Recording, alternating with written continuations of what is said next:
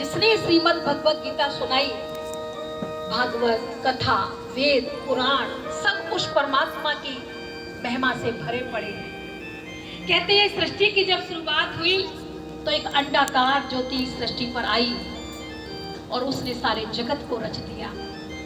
किस तरीके से रचा, उस कथाओं में, ऋचाओं में, वेदों में ऋषियों मुनियों ने बड़ी छाप छोड़ दी है और उसी का मक्खन जो है वो हम सब लोग खाते रहते हैं। लेकिन परमात्मा उनके श्रीमुख से जो अभी श्रीमत उच्चारी गई है उसको कहा श्रीमत। भाग्य बना दे भगवत गीता, जो गायन योग्य बना दे, वो भगवान वर्तमान समय में हम सबको सुनाते हैं और कहते हैं कि जो श्रीमद् भगवत गीता है वो सच मानो कोई कौरव पांडव के लिए अकेली नहीं है, अकेले कौरव पांडव के लिए नहीं है। हम लोग यही मानते थे अभी तक। कहते 700 श्लोकों की जो श्रीमद् भगवत गीता है, देखा जाए किसी ने अगर पढ़ी हो तो उसमें जो श्लोक है, जो 60-70 श्लोक हमारी मन बुद्धि को लेकर है, 100 श्लोक आत्मा के बारे में है, 150 कुछ श्लोक परमात्मा को लेकर है, 25-30 श्लोक सन्यास भक्ति योग को लेकर है, ऐसे कुछ है। अंत में मुश्किल से 10-15 श्लोकों में कहीं विकारों की या हिंसा अहिंसा या लड़ाई की बात की गई। पूरी की पूरी श्रीमद् भगवत गीता ज्ञान से, योग से, परमात्मा की शिक्षाओं से भरी हुई है। ऐसी श्रीमद् भगवत गीता है। तो भगवान इस सृष्टि पर आकर हमें ये पूरी तरह से परवसा बताते हैं और इस सृष्टि पर जब आते हैं तब ये गायन योग्य होता है। क्या? सोते से हमें जगाया, भगवान धरा पर आया, सोते से हमें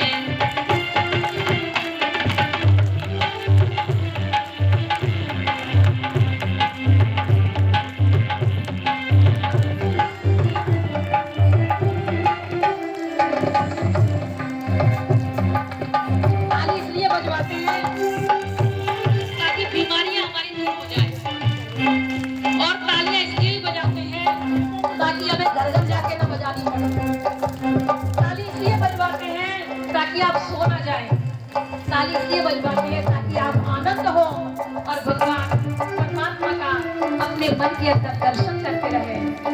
सोते से हमें जगाया, भगवान धरा पर आया।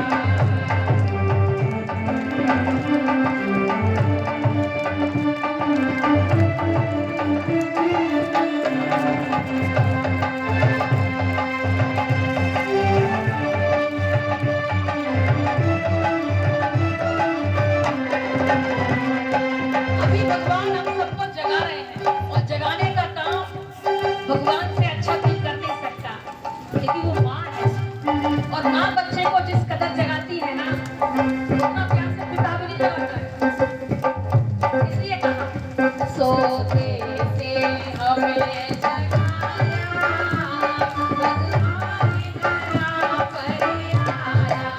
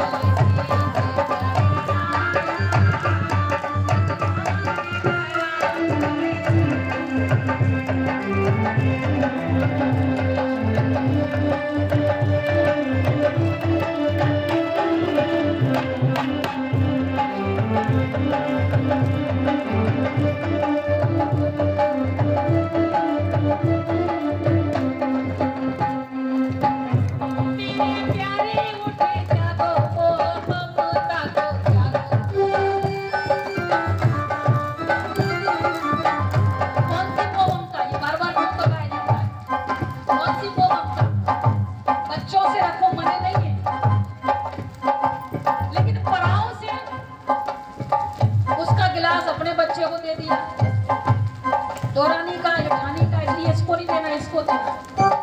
प्यार की मना नहीं कर रहा है भगवान, पर सबसे करो ना, ये कह रहा है, इसको समझ लेना है।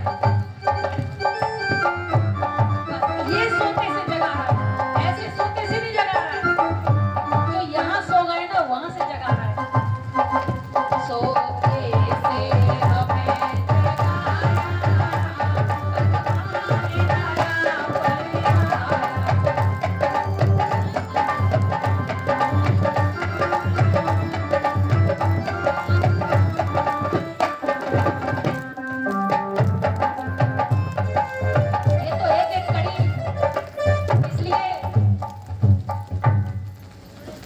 सो ना जाए, ठीक है ना। चलते हैं कथा के आगे। श्रीमद् भगवत गीता एक संजीवनी बूटी है। उद्देश्य है हमें अपने अंदर की कमियों को समझना है, अपने अंदर की छुपी शक्तियों को जगाना है। और वर्तमान समय ये कमजोरी सबसे ज्यादा है। सब शक्तियां हमारे अंदर है, लेकिन छुपी पड़ी है, ढकी पड़ी है, निखर के बाहर नहीं आ रही है, सबके अंदर है। इसीलिए भगवान हम सबका सहयोग लेता है, वरना वो अकेला समर्थ है, सब कुछ करने वाला, हजार भुजाओं वाला है। लेकिन हम सबका सहयोग क्यों लेता है? हम सबके अंदर वो शक्तियां छुपी हैं और वो निकाल के बाहर करती है ये ज्ञान, ये गीता का ज्ञान। किस तरीके से कहते हैं, महाभारत का काल, युद्ध का प्रारंभ हो चुका था और कौरव और पांडव सामने उपस्थित हो गए थे। लेकिन जो अर्जुन था, जिसने 13 वर्ष इंतजार किया कि मुझे युद्ध करना है, मुझे युद्ध करना है, मैं छोड़ूंगा नहीं। लेकिन आज जब युद्ध का समय आ गया और वो कहता है मैं तो युद्ध नहीं कर सकता। कारण क्या हो गया? अपने स्नेह से, अपने स्वजन से वो कहता है इससे तो अच्छा भीख मांगना है। तो 18 अध्यायों में प्रथम अध्याय वो तो पूछता ही रहता है। तो भगवान ने कहा मानव की समस्याओं के बारे में प्रथम अध्याय में बड़ी पूरी विशेषता वर्णन की है। दूसरे अध्याय में समाधान, और 3 से लेकर के 17 अध्याय तक भगवान उन समाधानों का विस्तार करते रहे। इस तरीके से 18 अध्याय सामने आते हैं। कहते हैं अक्षोणी सेना सामने थी, अक्षोणी 18 अक्षोणी सेना। अब वो अक्षोणी सेना क्या है इसको हम जान लेते हैं, और कौरव कौन है और पांडव कौन है इसको हम जान लेते हैं। तब हम सच्चे मायने में श्रीमद् भगवत गीता के श्रवण के पात्र बन सकेंगे। कौरव कोई जाति विशेष नहीं, जो भगवान से विपरीत बुद्धि है, भगवान को जानता है मुझसे बड़ा है, मैं वो जैसा नहीं हूं, लेकिन उसकी एक भी नहीं मानता। जानता है, मानता नहीं है, वो है कौरव। और जो जानता है, मानता है, श्रीमत पर चलता है, वो है पांडव। जो श्वेत वस्त्रधारी बैठे हैं उनको पता है संडे की मुरली। जो कहा और किया, जो सुना और बन गया, वो है ब्राह्मण, वो है विजयी, वो है तीव्र पुरुषार्थी। तो तीव्र पुरुषार्थी ही तो अर्जुन है, तीव्र पुरुषार्थी ही तो पांडव है। तो दोनों शरण लेने गए थे। कथा में आता है कन्हैया सोए पड़े थे और वो उनसे मांगने गए हैं अपना क्या क्या ले लें हम एक बार। दुर्योधन भी पहुंच गया, सिराने खड़ा हो गया, अर्जुन पांव में खड़ा है, नम्रता का प्रतीक है। परिवार में कई बार हिस्से बांट होते हैं तो हम पहले पहुंच जाते हैं अपने पक्ष के लोगों को लेकर, तो ये भी हमारी दलाली करेंगे थोड़ी। तो हाँ में हाँ कहेंगे, हाँ इनको जरूरत है, इनकी 3 बच्चियां हैं, शादी करेंगे, हिस्सा बांट को जड़ा दे। तो ऐसे ना पक्ष वालों को। दुर्योधन पहले पहुंच गया और बोला मैं पहले आया। कथा के अनुसार श्री कृष्ण जी कहते हैं छोटा भाई है अर्जुन, वो भी तो आया है, उसको पहले देने दो ना। क्योंकि सोते में निगाह सबसे पहले कहाँ जाएगी? पांव तरफ ना। नम्रता का प्रतीक है, निर्माणता का प्रतीक है। उसने कहा चलो इसको चांस मिला, ये ले ले। क्या मांगते हो अर्जुन? ये क्यों जरूरी है सुनना ये वाली बात? बोले मुझे कुछ नहीं चाहिए। बोले सुनो, मेरे पास दो चीजें हैं, तुम्हें जो पसंद हो वो लेना। क्या? कि एक तरफ मैं स्वयं हूं और दूसरी तरफ अक्षौणी सेना है। नहीं बजाओ, नहीं बजाओ, कोई नहीं, मेरा बजने दो। अच्छा लग रहा है, अच्छा लग रहा है ना? ठीक। अक्षौणी सेना, एक तरफ मैं हूं और एक तरफ अक्षौणी सेना है, नारायणी सेना है। अच्छा, अब दुर्योधन का दिमाग ठलक गया। जैसे ना कोई माता पिता क्या कहते हैं अपने बच्चों से, सुनो एक रशियन वाला फ्लैट है, एक इंग्लैंड में है, एक वहां है। बोले अच्छा, इतना खोज के रखा है पिताजी ने धोखा से, और मुझे पता ही नहीं, कहीं ये ना मांग ले। वो दुर्योधन का बस ऐसे ऐसे चल रहा था बेचारे का, कहीं अर्जुन ना मांग ले। एक तरफ मैं हूं, एक तरफ नारायणी सेना, अक्षौणी सेना है, और मैं जिसकी साइड हुआ मैं युद्ध विद्ध नहीं करूंगा, मुझे लड़ना वड़ना नहीं आता। अर्जुन ने कहा आप, मुझे आप ही चाहिए। दुर्योधन ने माथा ठाना था। बोले एक बार, पहली बार मौका मिला पहले मांगने का, इसको इतनी अकल नहीं है कि नारायणी सेना मांग लेता, अक्षौणी सेना मांग लेता। जो लड़ने वाला नहीं है उसी को अपने साथ ले लिया, है ना बाबला? पर मनी मन में खुश था। अब मुझे दे दो, मेरा नंबर है। और उसने नारायणी सेना मांगी, अक्षौणी सेना मांगी। अर्जुन कहता है मुझे आप चाहिए, क्योंकि अर्जुन इस बात को जानता है। अर्जुन का मतलब ही है जो भगवान के प्रति निष्ठा रखता हो, अपने बड़ों के प्रति आदर भाव रखता हो, जो सदैव हाजी करता हो, जो धवल हो, निर्मल हो, पवित्र हो, स्वच्छ हो, आज्ञाकारी हो, जो ज्ञान का श्रवण करता हो, जो ज्ञान को अर्जन करता हो, जो ज्ञान को अप्लाई करता हो जीवन में, सिर्फ सुनने सुनाने वाला नहीं हो। आप जिसकी साइड हैं मुझे पता है, और ये हम सबको भी पता है। भगवान जिसकी साइड होते हैं उसके साइड कुछ भी ना हो, लेकिन जीत उसकी सुनिश्चित पहले से ही हो जाती है, पहले से ही हो जाती है। कभी आपको मौका मिले ना भगवान और किसी धन संपत्ति वैभव साधन को मांगने का, और एक तरफ भगवान को मांगने का, माता पिता की सेवा करने का, गुरु की सेवा करने का, बड़ों की सेवा करने का, तो आप सबसे पहले चुनाव अर्जुन बनकर करना। क्योंकि जिसकी साइड एक है वो समर्थ है, शक्तिवान है, और इतिहास इसका साक्षी है। अर्जुन की जीत सुनिश्चित थी, क्योंकि भगवान उसके साथ युद्ध ना भी करे, लेकिन जिसकी साइड हो जाते हैं ना उसका पलड़ा अपने आप ही भारी हो जाता है। और कौरव हारे, हार गए। जन्म दिखाया मटकों से, मिट्टी घड़ा, क्या कहते हैं आपकी, कुछ भी सुनाओ ना तुम्हें, चिकने घड़ो चिकने घड़े, तुम्हारे पे ना तो एक बूंद भी नहीं टिकती है। ये वही घड़ा जिससे जन्म हुआ 100 घड़े से। कहते हैं ना उनकी माँ ने, गांधारी ने, बहुत बड़ी कथा चलती है, मैं शॉर्ट में इसको एक लाइन से बताती हूँ।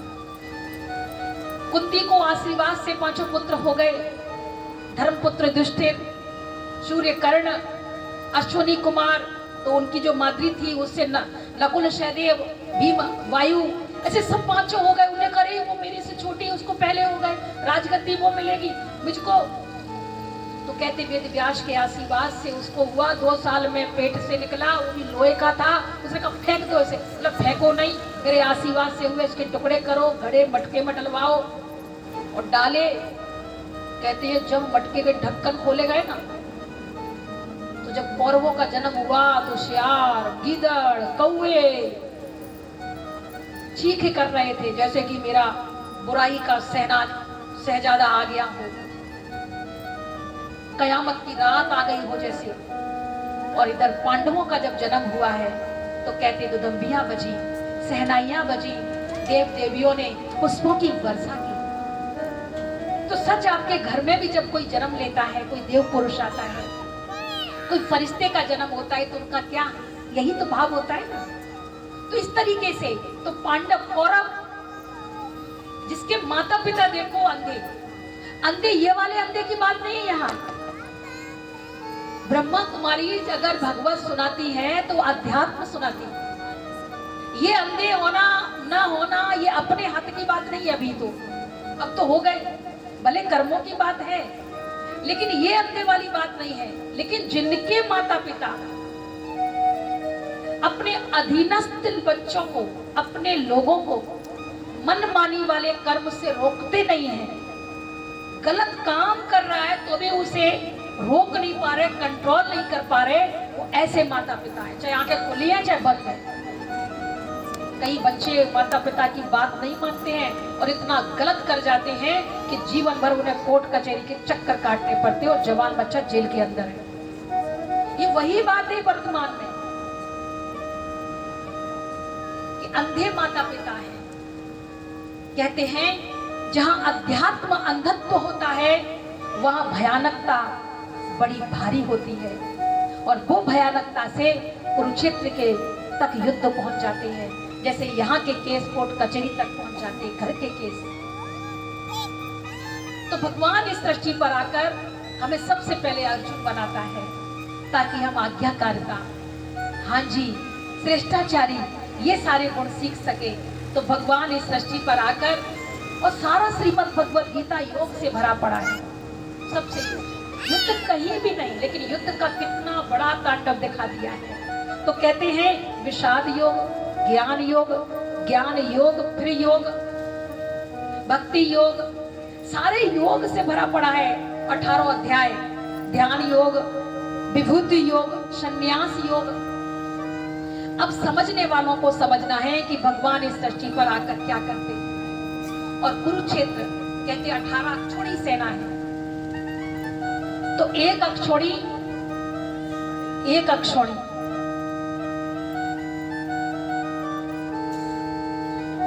जिसमें एक पत्ती, पेड़ वाली पत्ती नहीं, एक पत्ती, जिस एक पत्ती में एक हाथी, एक रथ, 3 घोड़े और 5 पैदल होते हैं, उसको कहते हैं एक पत्ती। अक्षोणी की गुणा के हिसाब से एक पत्ती, एक हाथी, एक रथ, 3 घोड़े, 5 पैदल होते एक पत्ती में। ये हो गई एक पत्ती, एक हाथी, एक रथ, 3 घोड़े, 5 पैदल। अब एक पत्ती से एक बना सेना मुख, एक सेना मुख से बना एक गुल्म, 3 गुल्म से बना एक गढ़, 3 गढ़ से बनी एक प्रतना, और 3 प्रतना से बनी एक चमू, और 3 चमू से बनी एक अनीकनी, और 10 अनीकनी से मिलाकर बनती है एक अक्षोणी। और जिसमें 21,870 आते हैं हाथी, 21,870 आते हैं रथ, और 65,610 होते हैं घोड़े, और 1,09,350 होते हैं पैदल। तब होती है एक अक्षोणी। अब 18 अक्षोणी में जहां जब कुंभ का मेला छोटा सा लगता है, वहां लाखों लोगों का रहना बड़ा मुश्किल हो जाता है, और अक्षोणी सेना करोड़ों से ऊपर पहुंचती है। और जबकि कथा में वर्णन है घोड़ों को खिलाने वाले, भोजन बनाने वाले, दवाइयां देने वाले, कितने सारे सैनिक वहां मौजूद थे। अब इतने से स्थान में इतनी बड़ी सेना कैसे उपस्थित हो सकती है? तब भगवान कहते हैं कुरुक्षेत्रे यथा कर्म क्षेत्र। ये कुरुक्षेत्र, कुरु माना राजा का नाम था, उनके दोनों पुत्र कौरव भी और पांडव भी। अब भगवान यह कहते कुरु माना कर्म, करो। करने की सृष्टि पर कितने लोग आ खड़े हो गए हैं, सभी कर्म में लगे हैं। किसी को सत्संग के लिए बोलो तो कहेंगे कर्मी पूजा ये चले, कर्मी पूजा ये चले, ऐसे चलते बनते। इतनी कर्म पूजा है कि वो भगवान को ही भूल जाते। तो इतना जब कर्म का क्षेत्र बन जाता है और वहां पर कुछ होता रहता है, तो वो कुरुक्षेत्र पर भगवान इस सृष्टि पर आकर अपना ज्ञान सुनाते हैं। जो हरियाणा में है, हरियाणा प्रदेश में है, वो सिर्फ कुरुक्षेत्र नहीं, एक नाम दिया उसको। इस नाम से सारा संसार आज जो कर्म कर रहा है वो क्षेत्र। जहां पर इच्छाओं का, कामनाओं का वो तांडव, वो घुड़घोड़ होती है, वो चाप सुनाई देती है, तब कहते हैं कि भाई इस युद्ध को बंद करो। और वहां अर्जुन पहुंचता है। तो अर्जुन पहुंचता है और सामने सेना को देखता है, तब उसके मन में जो विचार उत्पन्न होते हैं वो क्या होते हैं। तो उससे पहले हमारे आपके सामने बहनें बहुत अच्छी श्रृंखला में कुछ अच्छे गीत लेकर आ रही हैं। चाहे कन्हैया जी, अच्छा कन्हैया जी का तो ठीक है, अब कौन आ रहा है पहले? ठीक है, पूजा जी आ रही है, इनका भी कीजिए ना, बच्चे बैठे बहुत देर से, इनका आप लगा लो, प्रारंभ करें।